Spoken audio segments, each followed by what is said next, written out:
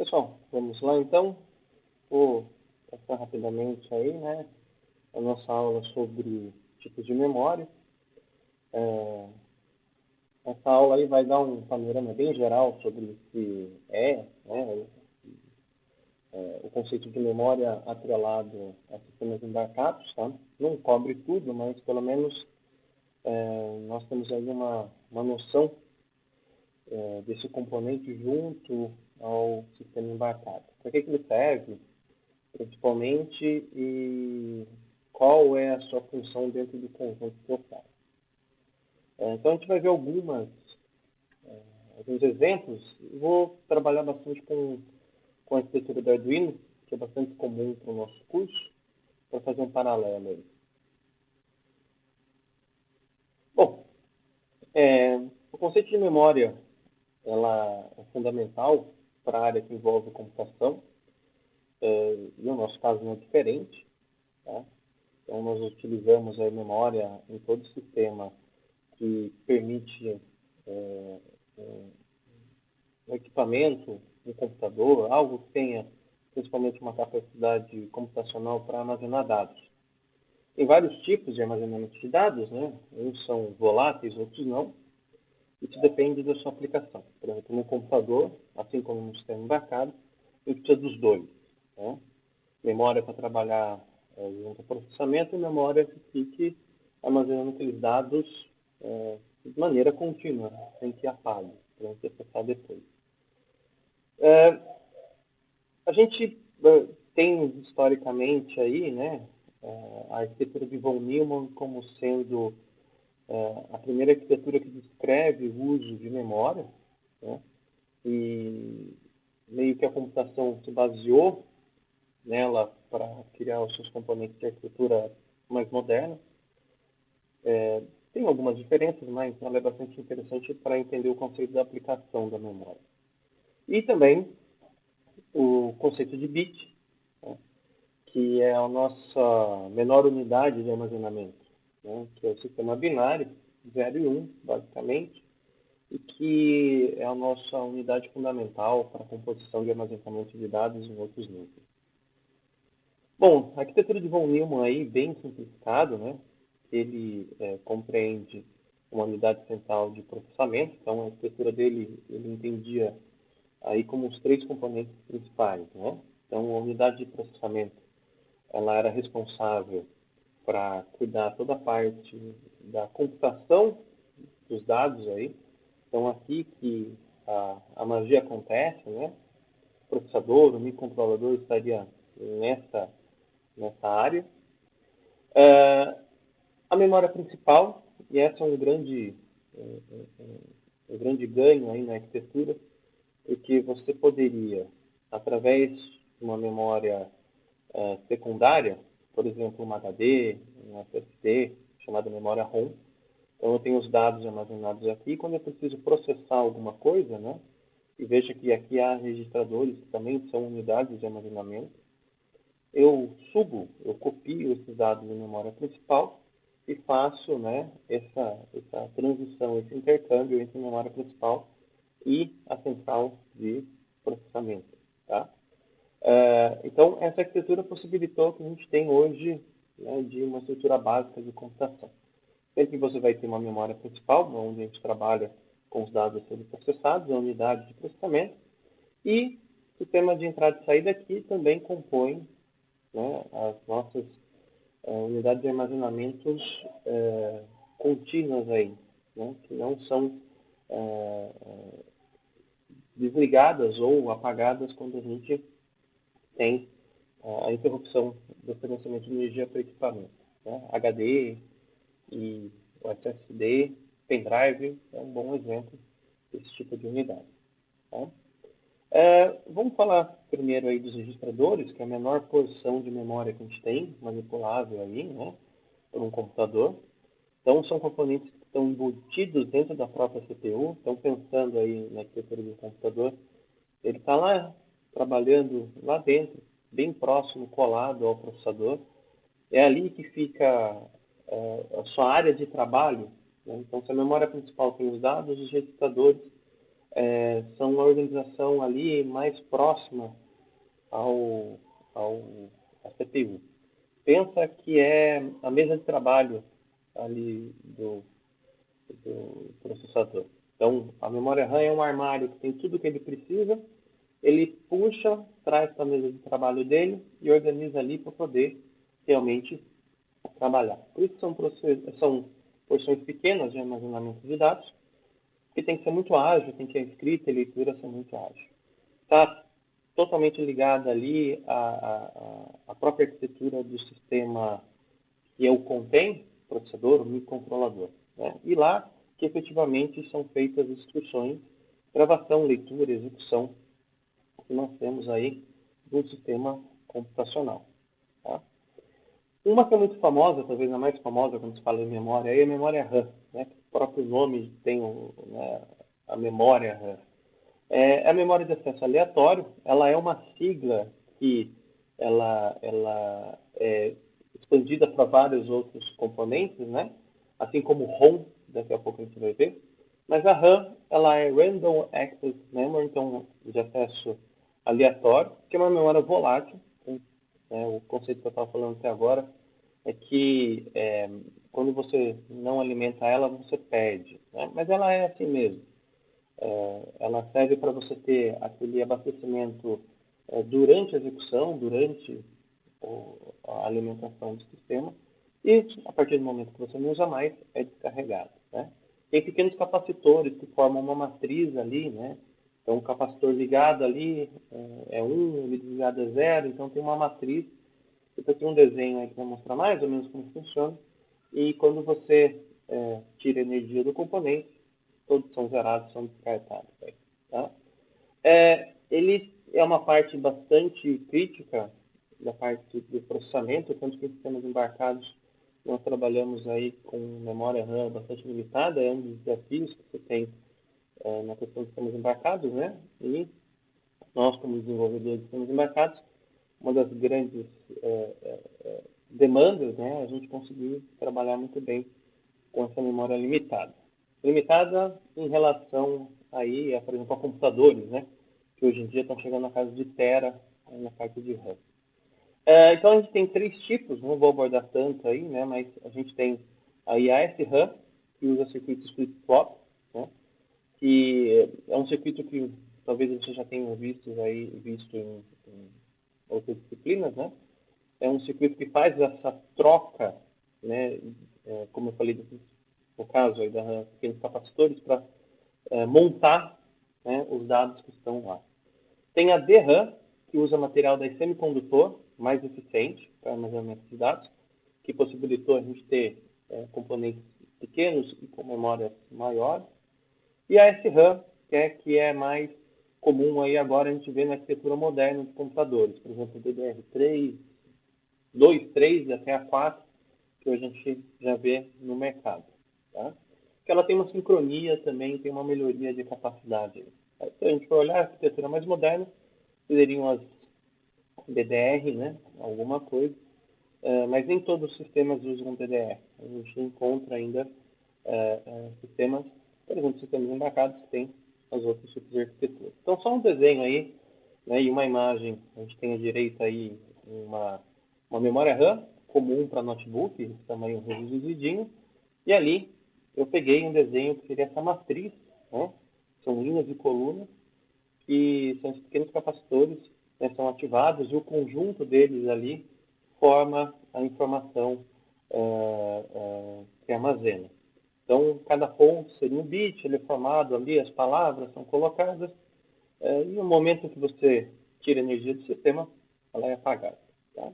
Como eu falei, esse é o propósito mesmo. Ele é uma área aí que você coloca tudo que o processador ou o microcontrolador precisa para trabalhar, e depois você descarrega. Tá? É assim mesmo que funciona.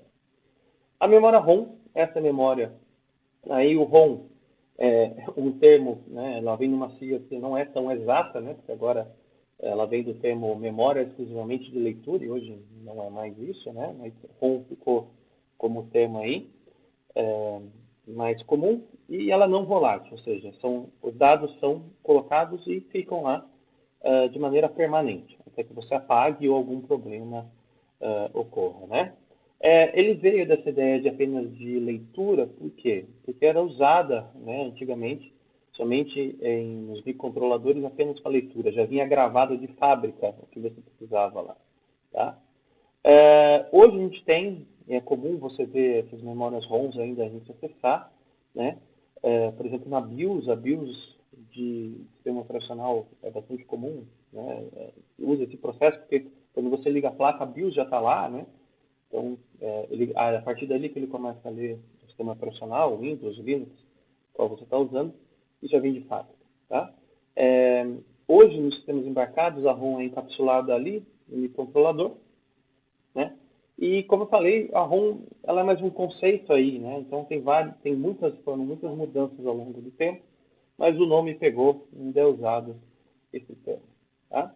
Há um exemplo aí de um Atmel, né? Eu peguei uma imagem, não lembro exatamente qual é a aplicação dele, mas é muito comum você encontrar, né? Como já vê, por exemplo, no Arduino, ali todo esse componente encapsulado, aí dentro tem, entre outras coisas, a memória ROM aí também colocada, tá? Isso vai variar bastante. Então, eu trouxe também alguns desenhos aí, só para uma questão histórica também, para você ver a evolução, né? Como eu falei, alguns ainda são usados, outros não, tá? Mas eu tentei buscar aí algumas imagens que pudessem elucidar, e vocês depois podem procurar, né, sobre esses microcontroladores aí na internet. A gente pode começar com a PROM, né, que é a ROM com o termo programável antes, né? Então, ela é um tipo especial, um pouquinho avançado ali, que é fabricada em branco e depois o programador vai lá e grava, tá? No caso da PROM, ela é gravada apenas uma vez, então você faz toda a sua programação, faz os testes, e uma vez que você grava nesse microcontrolador, ele vai para o equipamento, tá? É, é útil, e isso era bastante comum, porque, né, feito todos os testes, eu gravava a programação lá, passava para frente e tudo certo. A EPROM, que é hoje um termo mais comum, na verdade é mais comum, tem mais um E aí, a gente vai ver, que além do programável vem o apagável, né? Quer dizer, você pode escrever e apagar, tá? Então, ela é um pouquinho mais eficiente. Então, não apenas permitia uma gravação apenas de programação, você podia gravar e apagar conforme você quiser. Poderia ser reutilizado, dar algum upgrade ali no código, algum ajuste. Tinha uma vida útil, tá? Tinha uma vida útil. Aí não era para ser reprogramado para sempre, né? Podia ser feito isso algumas vezes.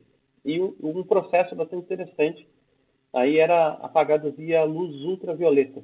Então existem equipamentos aí que fazem esse trabalho de apagar. Então joga uma luz em cima dele, tem uma imagem aqui na frente, ó. Então você pode, por exemplo, aqui à direita, né? Você pode colocar um LED ultravioleta, então uma maneira mais rústica de fazer, né, ali, né? Você pode colocar um LED ultravioleta, tem um tempo, tem algumas especificações que falam de tempo, e você apaga a programação, tá? E ali à esquerda a gente vê, né, um apagador aí de EPROM mais profissional. Então você coloca, tá vendo que tem uma gavetinha ali que você coloca os controladores, tem essa janelinha em cima deles, né, apontando bem ali na parte de gravação. Você deixa ele lá e você apaga a programação, depois pode reescrever. Você reescreve, né, obviamente, com esse microcontrolador dentro de um deck, num slotzinho, encaixado com os terminais ali, e grava, né, de outra maneira, mas para apagar é assim. E a EPROM, né, que agora tem mais um E e é o mais comum, que é apagável eletronicamente, né, que é um método mais fácil, né, e mais consistente aí de apagar. E é o que acontece, por exemplo, no Arduino. Então, no Arduino, ela tem uma EEPROM, e por isso que a gente pode ficar gravando toda hora os nossos programinhas lá, fazendo teste, apagando, gravando, apagando, gravando, sem problema nenhum. Tá? Então, via processo elétrico, né, a gente apaga e obviamente, escreve, tá? E a gente consegue daí ter uma dinâmica muito melhor, principalmente para teste e para substituição de componentes quando a gente precisa. Tá? E a EEPROM é interessante porque a gente pode, inclusive, manipular agora a EEPROM via programação. Ainda nessa disciplina inicial que nós estamos tendo, a gente não faz isso, mas mais para frente no curso a gente vai abordar práticas de programação e a gente vai poder acessar diretamente a EEPROM. Tá? Então a EEPROM, por exemplo, no ATmega 328, que é o que a gente vê no Arduino Uno, a gente grava nessa EEPROM. Então a nossa programação, ela roda lá, né? Ela utiliza uma memória RAM que tem dentro do próprio conjunto ali e a nossa programação está rodando na EEPROM. Então a gente já usa há muito tempo já uma EEPROM, mas às vezes não sabia que estava usando. A memória flash é uma memória aí programável e apagável eletronicamente, que a gente também tem uma ação parecida com o que a gente faz com a EEPROM, só que com a vantagem de ser mais rápida. Ela tem uma velocidade de gravação e escrita muito mais rápida. Tá? Até algumas fontes eu vi que a memória flash, né, uma das coisas que o povo fala do nome é em relação à sua velocidade, mas tem algumas divergências aí. Ela tem uma capacidade de armazenamento muito grande, tá? Tanto que a memória flash é usada aí, por exemplo, em pendrive. Tá? Então ela não é volátil, né? E a gente usa também para fazer essas gravações aí dentro de sistemas embarcados. Então, por exemplo, tem um pendrive aberto, acho que muitas vezes a gente já viu um pendrive quebrado aí, né? Mas se você olhar uma plaquinha, aí abrir o seu pendrive, né? Se tiver a possibilidade, se tiver algum quebrado lá, queimado, vai encontrar a flash ali. Vocês vão ver que existe uma parte grande ali do componente que tem, que ela é responsável por armazenamento. Isso é uma da Samsung. Tá? E eu vou falar, por exemplo, o do Arduino. Então, para vocês terem uma proximidade onde se coloca esses componentes de memória. Então, geralmente um microcontrolador é uma solução que a gente chama de encapsulado. Eu já usei esse termo bastante em aula. Encapsulada quer dizer toda englobada ali, né? Então, ela é um universo ali onde tem todas as memórias, o centro de processamento e as interfaces de comunicação. Então, o nosso colega mais conhecido é o ATmega, né? Que é comum em Uno e Nano. E ele tem alguns componentes lá. Então, por exemplo, a memória flash, que tem 32 KB, 5 bytes é usado por bootloader. Tá? Então, esse bootloader é aquele componente que faz aquela conversa e carrega o nosso programa lá na interface de programação do Arduino para o nosso Arduino. Tá? E o nosso sketch, a nossa programação, fica colocado lá. Tá? E esse flash conversa com a EEPROM. Ela é bem menor, ela tem 1K apenas. Tá? Ele tem uma SRAM de 2K, que ela é do tipo SRAM, tá? Como eu falei, que é usado bastante em sistemas embarcados, e ela que faz aquela memória para fluxo, né? Então ela tira do componente ali flash e EEPROM também, né? E a gente consegue acessar. No caso a EEPROM, hoje em dia, é colocado, por exemplo, para um trabalho muito específico. Por isso que eu falei que a gente vai abordar um pouco mais para frente. Então, por exemplo, como a memória flash a gente pode gravar programas ali e gravar rapidamente, apagar ele, às vezes a gente pode usar a EEPROM para guardar dados para dois programas conversáveis. Então, um exemplo hipotético. Eu coloco o programa A, que ele faz uma leitura de sensores e faz uma calibração. Eu guardo esses valores na EEPROM. E eu posso fazer isso literalmente na programação. Eu venho com o programa B, que é gravado na flash, então eu apago a flash e regravo ela. Só que o EEPROM eu deixo lá guardadinho, aqueles valores lá.